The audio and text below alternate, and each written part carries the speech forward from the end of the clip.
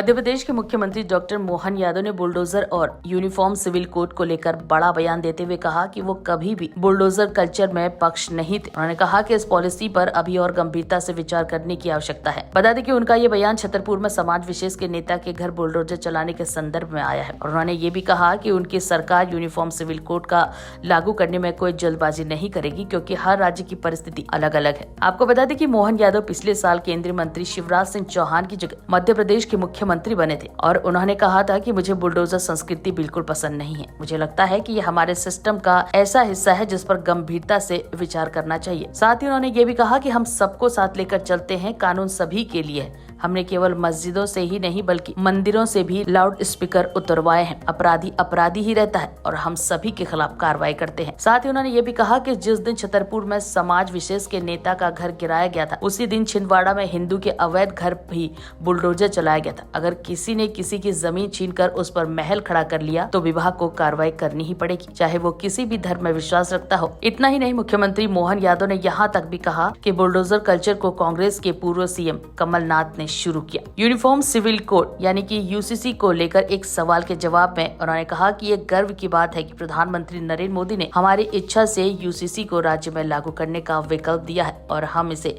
वक्त आने पर लागू करेंगे।